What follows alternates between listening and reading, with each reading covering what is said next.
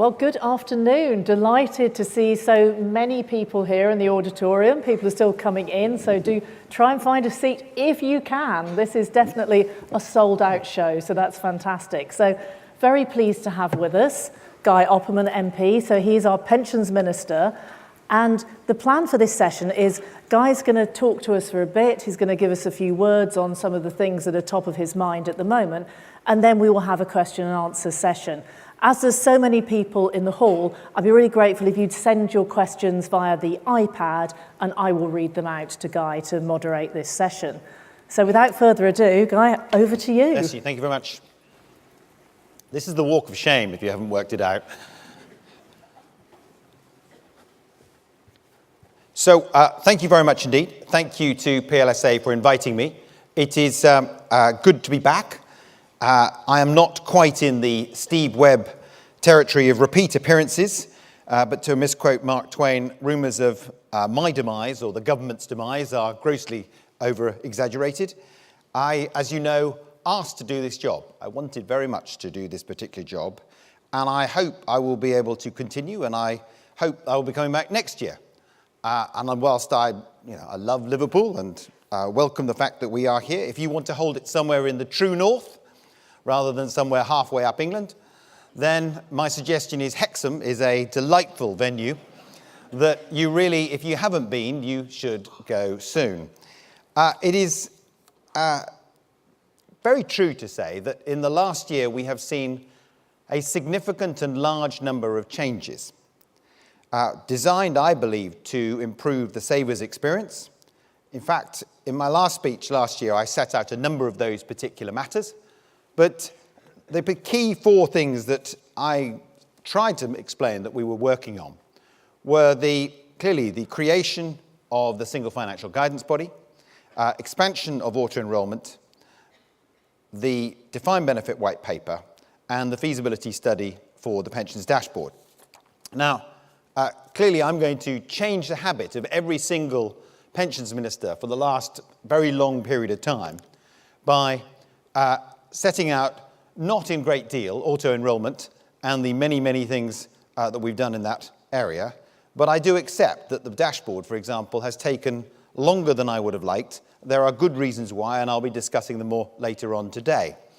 The situation is that when I spoke last year about the single financial guidance body, this was the first bill that government brought in after the 2017 general election. And you may think that we are all focused very much on Brexit and the other things. But the truth is, the first thing that the Prime Minister asked us to take through the House of Commons was a bill to provide pensions guidance and to provide financial capability on an ongoing basis. So it is something we've worked absolutely hand in glove with Treasury on. And I'm delighted that we are up and running. We have in Hector Sants and John Govett outstanding leadership for this organisation. And we have the new non-exec directors who've been appointed. I'm meeting the organisation on a regular, virtually weekly basis to discuss financial capability generally, but more specifically the long-term strategies that they have to take forward. At the same stage, we have taken forward the DB white paper, and we have looked at consolidation on an ongoing basis. We have consulted on the pension regulator's powers, and my apologies, I missed Leslie from earlier today. But the aim of the new powers, it seems to me, is quite clearly to enable the regulator to be clearer, quicker, and tougher, so that they can be more proactive and get involved earlier, and then, if necessary, and this should be in an exceptional circumstances, punish wrongdoing when employers make changes which could adversely affect their pension scheme. We're currently considering the responses to the consultation, along with the feedback, and we are in a position that the publication of the conclusions will be towards the end of this year. Now, aside from the DB white paper, I'm going to try and multitask at the same time. Bear with me if I get it wrong. We have made changes to legislation this year that have made it easier for DC schemes to move members to a new scheme should they wish to exit the market or consolidate. Fundamentally, I want to make this clear, I and the government are in favour of consolidation and super funds. We genuinely believe that big is better, And we believe that consolidation within super funds offers an alternative option for schemes and sponsors who have no realistic prospect of being able to fund an insurance buyout, either now or in the foreseeable future. We believe that super funds will not only incentivize sponsors to improve funding levels, but will also reduce the risks created by future employer insolvency. However, whilst we welcome the innovation, we need to ensure it is managed safely. We need to set perimeters and parameters which strike the right balance between ensuring member protection and being affordable for employers and also commercially viable. So once we have confirmed our position and the approach, we will of course engage with your good selves. And I hope to announce the consultation on DB consolidation very shortly. As you'll see in this process and in this speech, there's an awful lot of consultations that are coming very shortly. As you're aware, we set out a range of proposals in the DB White Paper. Our intention is to legislate for them as soon as it is possible. I'm going to talk about the statutory process later today. I want to talk a little bit more on the TRIG work on reducing transfer times. I've been pleased to hear that the PLSA has publicly committed to supporting the work being progressed by the TRIG group. I know that many schemes, including personal pensions and master trusts, are already signed up to standards and platforms which allow for routine DC to DC transfers in 10 to 12 days. And I sincerely applaud those industry bodies who have made this commitment. However, I do want to take this opportunity to encourage all pension schemes, specifically those who have not already signed up to any standards or platforms, to adopt this approach. Given that we can fly to the moon in less than a week, given that we can invade the Falkland Islands in about 21 days, it seems to me that 100 days is too long to transfer. It is quite clear that there is work to do to ensure that there is an equal standard in the industry, and I'm committed to do that. But I am a firm believer in encouraging the industry to lead from the front.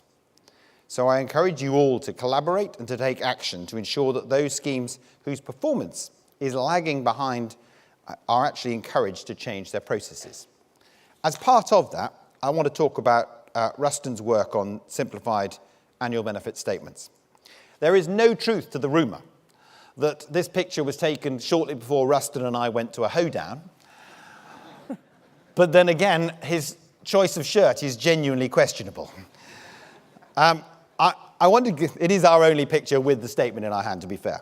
I want to give my full support to the work that the PLSA are doing to develop retirement income targets and the work that Ruston is doing to build agreement across the industry for a simplified annual benefit statement. I regard this as utterly key. One of the points coming out of our review of automatic enrolment in 2017 was that engaging people in pension saving is a shared responsibility. That this is something that it's not just government, we require government, industry, the advisory community, and employers all having roles to play, and to play them collectively. The review called on industry and others to be creative and to work together, and the PLSA's work in this area is an example of how that can happen. The development of the simplified annual benefit statement is a testament of what you can do together, frankly. And I believe it is a simple and more engaging statement that is focused on user needs. And we'll be hearing more about it in the conference, I know, and I think I'm sharing a stand with Ruston at a later stage today. But it is an example of industry working together. And I want to thank all the team, and it's not just Ruston, there's a huge amount of people who've got behind it, for the work that they have done. We've also introduced regulations to ensure DC pension schemes are more transparent about how much members pay. We laid the catchily titled Administration and Disclosure Amendment Regulations in February. Schemes, as you know, will now have to publish details of all member-borne costs and charges on a rolling basis between this November and next. I know that there remain a few people who believe that members don't care about or won't understand the costs and the charges they pay. But I do think that costs matter and transparency matters. This is not the only thing which matters, but it is a factor. And I'm not aware of any other financial products with uncertain returns where members are not told what it will cost them. So I want to thank all the members of the Independent Institutional Disclosure Working Group for their work to agree templates for disclosure to pension schemes. But I believe that transparency, sunlight is the best disinfectant, is actually something that will aid all of you. I want to turn, if I can, to the issue of sustainable and responsible investments and the nature of the particular investment. And I accept that it is a difficult and tricky issue for someone in my position to give an opinion on to independent trustees. But government has also undertaken some important work to clarify that pension schemes and how they invest, specifically when trustees consider their fiduciary duty in relation to environmental, social, and governance factors.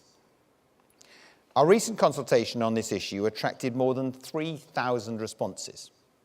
That is for a pensions consultation, trust me, that's a very, very large amount of responses. It is, I believe, an indication that as more people begin to save and begin to understand how their pension savings are invested, we could see a significant and realistic step change in the engagement and interest of this new population of savers. And I believe that investing for social, environmental, economic, climate change issues remains a subject that we should be passionate about. I welcome the work that parts of the industry have done, led by Elizabeth Corley, in creating a culture of social impact investment. I will continue to engage across and beyond government to identify how we might remove barriers and make it easier to invest in a way that supports the sort of world we want to live in going forward. But we're not just doing that. I think we're doing a number of different things in this area, and I think it merits discussion today. I'm excited about the work that Treasury, led by my colleague John Glenn, with whom I'm working absolutely hand in glove, have contributed on patient capital. Another group with many representatives of industry from here today, who are bringing radical proposals forward and compelling arguments about how we make it easier to invest in innovative and unlisted firms and other assets such as unlisted infrastructure. As an aside, one of the things I'd like to see pension schemes do more is to look again at their investment strategies. The DC scheme consolidation is gathering pace, as we know. This means that we will have larger master trusts who will be increasingly free to move beyond the traditional equities, gilts, and bonds.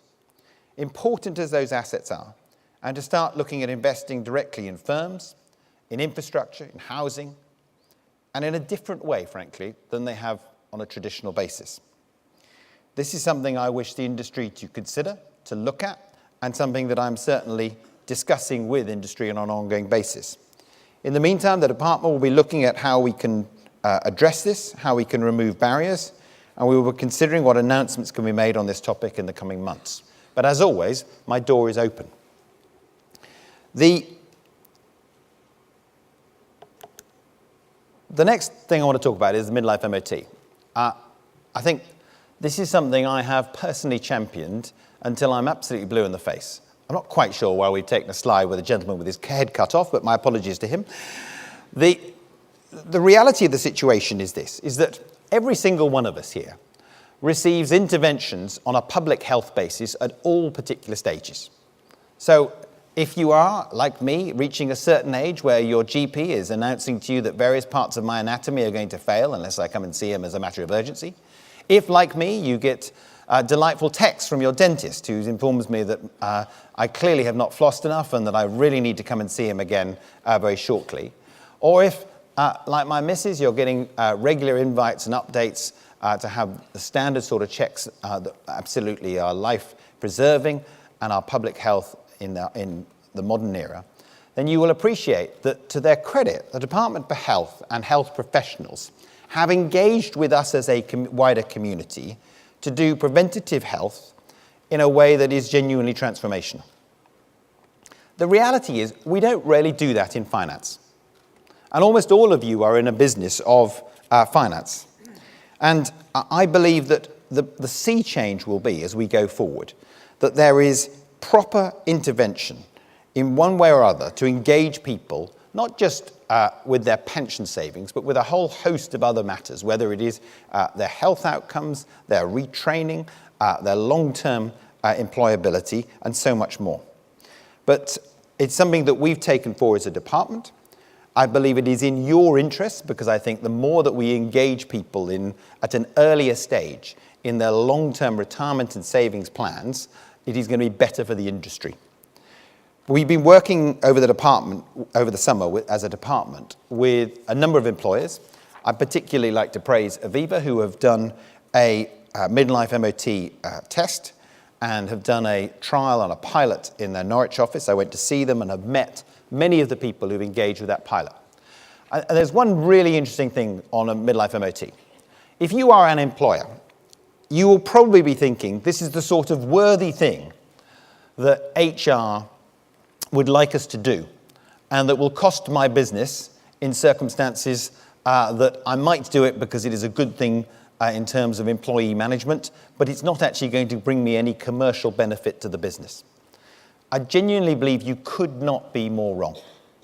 And the evidence, I believe, that from the Aviva pilot and the other pilots that are ongoing will show absolutely conclusively that if you wish to retain your people, the 20-year people who have absolute muscle memory of your business, if you wish to have a real understanding of how you're going to have the people who are 40, 50 and 60 continuing to work in your business and making sure that they continue to push your business forward, then a midlife MOT is something that it helps them do that, and that the dropout rate, taking advantage of pension freedoms, taking advantage of the change in lifestyles, is much lower by reason of doing a midlife MOT. So I am a massive fan of this. There are other companies who are beginning to embrace this. I would be doing a disservice to the endless lobbying that Tom McPhail does to me if I didn't make the point that Hargreaves Lansdown are now offering a midlife MOT to all their staff. And my point would be simply this. If you are in the business of selling finance, which you are, to all of your customers, what are you doing to your individual staff? Because if they aren't engaged in finance and financial decisions and an awareness of their situation, frankly, I don't know who is. So I believe that it is something we should get behind. And at the same stage, we are working on a number of other things. The two photos here, I have to say something. So it's a fair point to say that I'm working with the lovely Jack Dromey, who is stood there. And obviously on CDCs, we're working with Royal Mail and the CWU. And I'd like to think that we are so tight that, for example, we held a joint meeting.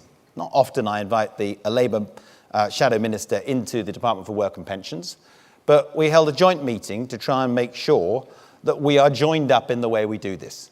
And I believe that the longer-term viability of pensions legislation, by and large, means if you aren't working together on a cross-party basis, you will not get things through. If you haven't noticed, the Prime Minister doesn't enjoy the largest majority. Obviously, everything's going fine, but you do need to work together. And it is absolutely the case that Jack and I are speaking on a regular basis, mostly in a very nice way, occasionally robustly, but we are working very hard to bring things forward. I'd love to explain why it is the Lego people are on the left of this particular picture, but I can only presume that basically the DWP was hacked by Legoland overnight. And a very impressive, I think that's meant to be showing us all working together. But basically, I think we just got hacked by Legoland. The reality of the CDCs is we have been working absolutely hand in glove, meeting on a regular basis with the Royal Mail, with the CWU. They are with the department literally on a bi-weekly basis. And we believe that we are very, very close. I would have loved to stood up here today and said, and haha, here is the consultation, but I'm not quite able to do that. But we are very, very close to announcing the consultation on CDCs. It is something that we've been working hard on to ensure that we have the legislative and regulatory framework which would work best for such schemes in the UK. I want to make it clear that any schemes and any changes we make to facilitate CDCs have got to work for both, obviously, the employees and the members, and must not have the adverse impact upon the rest of the system. But we are making tremendous progress. And I also, contrary to popular belief, we're also making tremendous progress on pensions dashboard. Everybody agrees, I don't think there's any doubt whatsoever, and I'm sure I will be grilled within an inch of my life later on if I was ever in any doubt. Everyone agrees that a pensions dashboard that is facilitated by government, led by industry, will be truly game-changing. I certainly believe that. We believe that we, as I set out in my written statement to the House of Commons in September, that we are going to make this happen. We remain utterly committed to making the dashboard a reality. You shouldn't read too many things in the newspapers, that's for sure. And the feasibility study examining how best to facilitate an industry-led dashboard is still underway. It is genuinely true that the department is in daily contact with industry. If we haven't contacted you individually, my apologies, but I promise you we are contacting a lot of people. I'm unable to make a specific announcement today, which I'm sorry I can't do. But I promise you that the work that we have done in assessing the feasibility for the dashboard has made it clear that whilst we shouldn't underestimate the size and the complexity and the difficulty of the challenge, but at the same stage, this is something that we absolutely passionately want to do. I have totally lifted the famous John F. Kennedy phrase from, I think it's his first inaugural address in January 1961. But the simple point is this. Very often, people will come to any government, particularly this government, and say, we want you to do this. It is quite clear that government has a role to play in the dashboard, a very significant and real role, and I don't shirk from that in the slightest. But at the same stage, so does industry. So ask what you're doing to make this happen. And that is something that can only happen on a collective basis. I'm nearly finished. I want to finish on two final points. I want to renew my desire for all of you to work with me in the financial inclusion space. It was a massive honour that the Prime Minister decided to make me the Minister for Pensions and Financial Inclusion. I think the two are utterly linked. And over the course of the last year, I have drawn a number of particular conclusions, one of which I think most clearly is that customers want all of their information in a mobile or a laptop-friendly form. Fintech is transforming banking, without a shadow of a doubt. It is transforming savings. And in my view, pensions will be next. At the same time, I make the point again, you all have to ask what you are doing to enhance financial inclusion amongst your own staff and amongst the customers that you have. I want to end on what I consider to be the elephant in the room, which is Brexit. It's clearly nothing to do with a speech to the PLSA, but I think it is important. It is easy to get bogged down in the process of our exit from the European Union. For my part, though, I am more interested in the future after our departure. I'm more interested in ensuring that we are able to be positive and optimistic about our place in the world. That we're able to say in a few years' time, look at how we have embraced tech. Look at how we have embraced flexible working. Look at how we've embraced automation. Look at how we've embraced lifelong education and training, and how that has impacted on the country who we are and who we want to be. I want to be able to say, look at how we have confronted the politics of anger and rage and nationalism and replaced it with quiet hope and positive optimism and an ability to rationally disagree rather than to abuse. And I want to be in a position that we look at how we have reshaped our role in the world while still championing equality, while still championing international aid, while still upholding human rights and the rule of law. And look at how we have remained open and inclusive. And yes, it is the case that this country wants greater control. But at the same time, that is the type of country I am striving for. I think we all accept we are on a journey, and a difficult journey. But if we work together, if we commit to being in the future a sunny, optimistic, positive country, then I believe if we work together, we can make this happen. Thank you very much.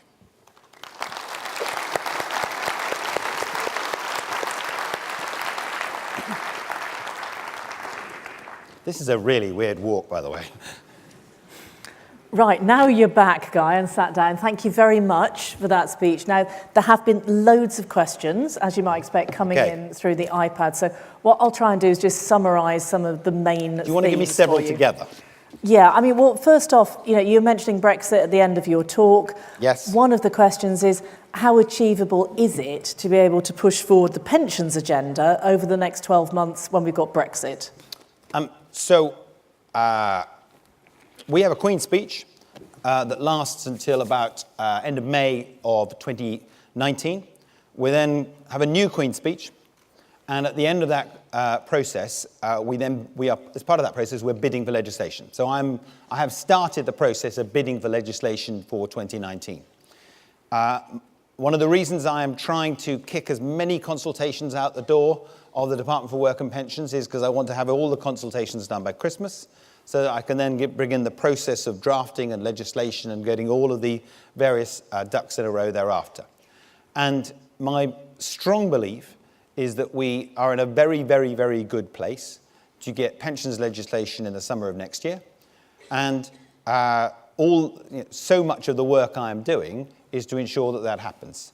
And I believe that there is a collective will and a desire to ensure that that does happen.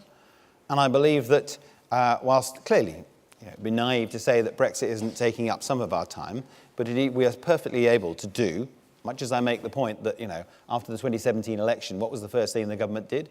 They brought in an Act of Parliament to introduce a single financial guidance body. Nothing to do with Brexit whatsoever. I could give you dozens of other examples. So I believe we can do it, and we will do it next year. Thank you, Guy. Then the next question is really around sort of savings rates. So, we do know that people will need to save more than that 8% that auto-enrolment is getting to next year. Hitting the target, the PLSA report wants to get us to 12%. But, and this was certainly raised yesterday, we also know that many people have very low short-term savings. So, people don't have sufficient financial resilience. Have you any thoughts on how we can kind of make those two challenges come together somehow? Absolutely. So I welcome the PLSA hitting the target.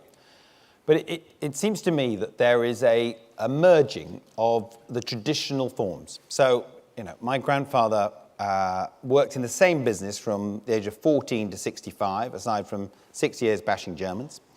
And he had a current account, a deposit account, and he had a pension. And he was the ultimate traditional customer. All those things are merging now. And I think more and more your pensions and your savings, your banking, your savings and your pensions are merging. And I make the point, if you haven't got something that is going to be accessible by one of these in the brave new world, in my view, you're going to struggle. I really do believe that. It's absolutely, this is transforming banking as we all know it. We're disappearing off the high streets, the high street banks. It is also, in my view, transforming savings. I'm not going to laud and praise individual companies, but there are fintech providers in the savings space who are absolutely, frankly, monstering the banks on an ongoing basis and will continue to do so, and I see the direction of travel becoming more. We have to encourage more savings, but you need a vehicle to do that. The only thing that is common to everybody right now on the planet is that. You look at the work and the success that they've done in Africa, you look at the changes that in take-up rates by certain mobile providers. In my view, it will be the future. And yes, we're working on Sidecar with Nest and with Harvard. And yes, we're looking massively at how we can create rainy day savings on a long-term basis. And one of the reasons why the Prime Minister made the Minister for Financial Inclusion is to try and address that. But I do genuinely believe there will be real change. And I think that as we get beyond, clearly we need to get to 8%. I will then very much, as the department will, I think, then review the position. But at the same stage, how we then progress beyond 8% is something that we are going to we need to look at. Thank you, Guy. Now, tech is probably the theme that links us on to the next questions. I have had loads of questions about the pensions dashboard. So, surprised by that. Yeah, quite. We know you can't say everything about it because the study's not out yet. And actually, I would say that The comments that I'm getting in on the iPad, the industry is very supportive Good. of the pensions dashboard. And actually, some of us in the audience are remembering back to a time when we did have the combined benefit statement that showed the state pension on it and your private savings. And that was very powerful to people because, Yes. again, back to those people with lower earnings, the state pension is going to provide quite a lot of their income in retirement. So we feel it's quite important that the state pension is there on the dashboard.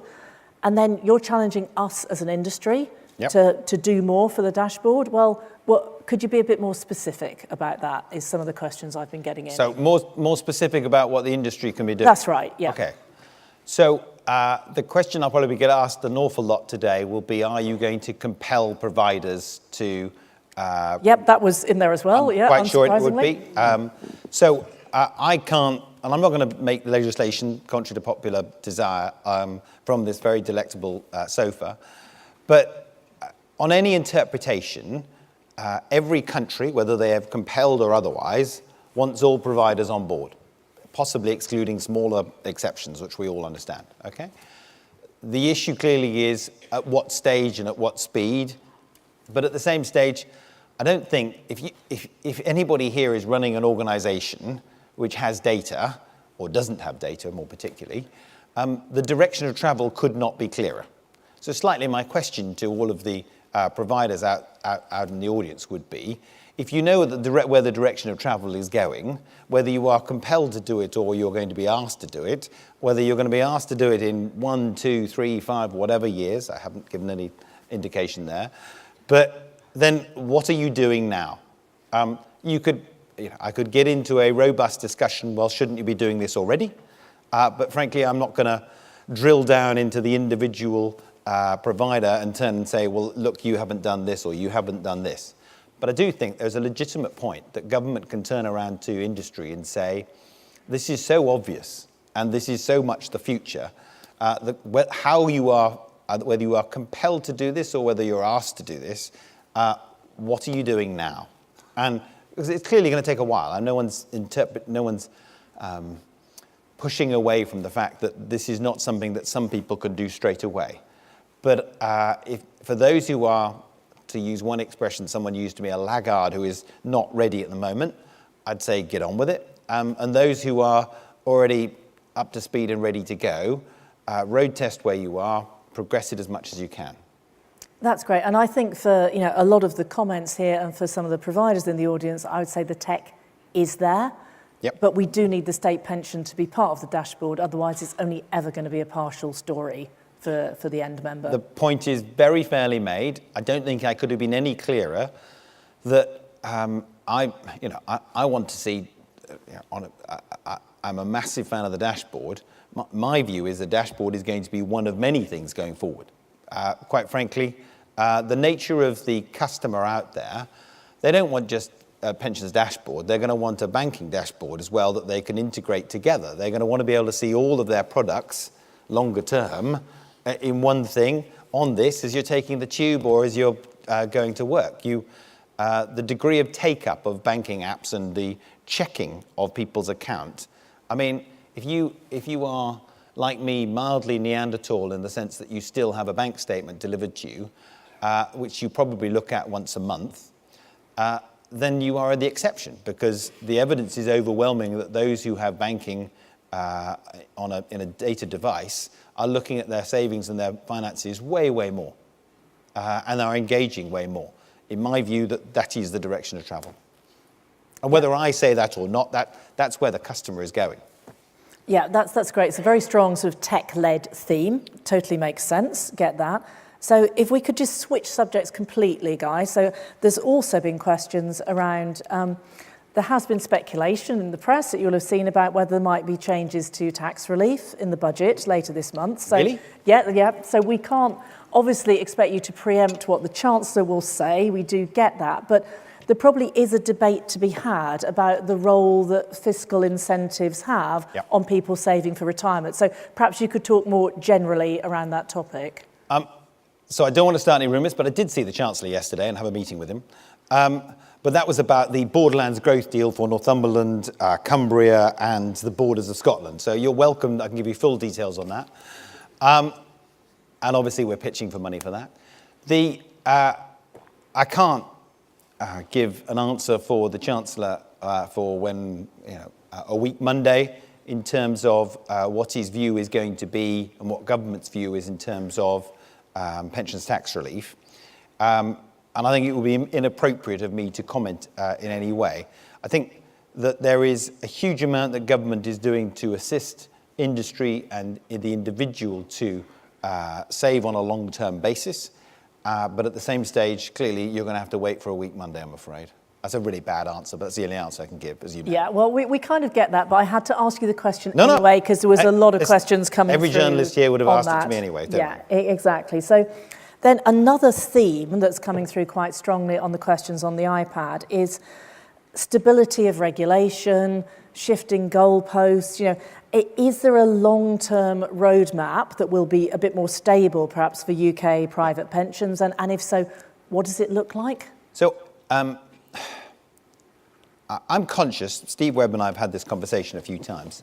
I'm conscious that sometimes when you do this job, which is a fantastic and really fascinating job, that it's a very much a steady as you go situation, and that there isn't much change in the pensions landscape. And I'm conscious that by reason of circumstance, and also because I've taken a very interventionist approach, the reality is that I have a huge number of consultations that are either ongoing or pending. I've got, I sometimes feel like I'm juggling a bit because I want to do something on CDCs, I want to do something on dashboard, I want to do something on infrastructure on a long-term basis. There is a huge amount that is changing. I think it's also a very good thing, and I hope that we are spelling out the direction of travel as much as we possibly can. And I also think these are things that, frankly, the country wants. Some of them were in our manifesto, whether it is, DB white paper and an enhanced regulation post BHS and Philip Green and other things, whether it is trying to create a longer-term future on auto-enrolment. But I do want to get to a situation, it seems to me, whereby we explain to the industry where we're going, where there is a clear roadmap that it seems to me arrives in the summer of next year, that we present a private pensions bill to the House of Commons.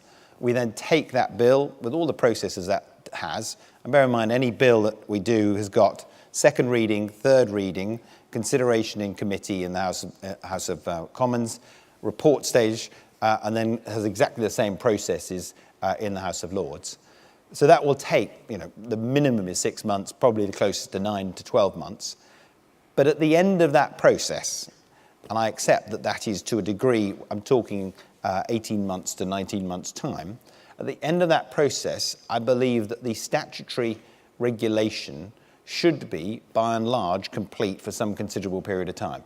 And I regard that I'm part of a journey that, provided the Prime Minister wants to keep me in post as Minister for Pensions, and provided there's no general election, and definitely provided you're not mad enough to vote for Corbyn, then if those three things hold true, then I will be able to deliver a very substantial private pensions bill that will actually set out the framework of where that industry and that legislation is going on a long-term basis. And that's the objective, and that's the roadmap. I don't think I could have been any clearer about the timings on that, but I do genuinely believe that we can do that. And after that, certainly I'm actually only 28, I just look 52. After that, I will be very pleased to have a significant period of calm that follows thereafter. I wouldn't want to be doing two of these acts in a hurry, that's for sure. Very good. And actually, sort of just taking your point about some of this is going to take a little while to deliver. Yeah. There's actually a question about what are the top three things that you aim to achieve next year? So what are your New Year's resolutions for 2019, the top three? I'm sure you've mentioned quite a few of them already, but please. The first would be survival. Both as a Member of Parliament and as a Minister and as a government. As I say, this would be an utter catastrophe if Jeremy Corbyn was running the country on a multitude of levels. The secondly is it goes to the sort of the wider point that I wanted to make at the end of my speech, which is I genuinely believe that this country is crying out for domestic policies, of which pensions are part of them, that show that we are match fit for the future. And it doesn't matter whether you're talking about reforms to housing or reforms to business regulation or whatever it is, whatever department of the government it is. It seems to me that there is a real appetite and desire that we get back to domestic policy post Easter next year, and we're able to drive forward significant and real progress on those issues. I'd like to think, and again, I make this point at every speech I give, that yes, Brexit is a very big thing that is occupying much of the government's time, but we're still cracking on in departments on an ongoing basis to a great degree. But we need very, very much so to ramp that up, and I think there is a massive appetite around the country for that. So that was the second thing. The third thing is then, putting it bluntly, land the pensions bill, get the time, land it, and then progress it in the proper way. And there's a whole host of things, many of which people are passionate about, that I want to make work. And the single best thing I can do is to deliver a very, very good pensions bill in 2019. Certainly makes sense, Guy. Now, there's loads more questions than we've had time to cover. So you are doing a session later, aren't you? So people might be able to sneak in some questions. I've absolutely no doubt they will. At that point as well. Just as we wrap up, there's been quite a lot around the infrastructure. I've been part of the Patient Capital Committee. It's something that's very close to my heart. And then there was a few questions here about, have we really got the right structures set up to enable DC investors in particular to access that kind of investment pool? So, the constraints of daily pricing, the charge cap, just very, very quickly in the last few seconds, what are your views on that? There are definitely things that are holding back DC organisations from investing in certain things. That may be perception, that may be a reality, but there is no doubt that it's just not happening as we would like, all right? Certainly, it is definitely not happening as much as I would like. And it is something I'm utterly passionate about. I find it really bizarre that Crossrail and King's Cross are run by Australian super funds, but not by British organisations. I know everyone will say, well, but they're bigger, and but it's different. I accept that. But at the same stage, with auto-enrolment, with consolidation, with the development of DC, we are going to see a situation, if not now, then in the future, when this is going to be radically different. And I think my job is to make sure that whether it is through patient capital, whether it is through what the department's doing, whether it is some of the engagement we're doing with industry, that we are match fit, ready to grasp those opportunities for the future. Not least because I think we are going to be in a position that we are going to have very substantial organisations with very large funds, and I want them to be looking at the UK. And I think it also goes back to, if like me, you really want to engage the individual in the type of savings and pensions that they have, then I think investing in UK infrastructure or in climate change, if that's what they're passionate about, or social capital, if that's what they're passionate about, is something that will definitely make a difference. And I think it is, if you wish to engage your saver, and if you want to differentiate why you should be chosen as opposed to someone else, then I think that is genuinely a hook around which you can build your business. But it also, in my view, is the right thing to do. And we should be enabling people to do that as much as we possibly can. And certainly that's something I'm working on very, very hard. That's great, Guy. Well, thank you all for your questions that you've sent in. There were so many of them throughout this session. And please, let's give a very big round of applause to Guy for answering all those questions.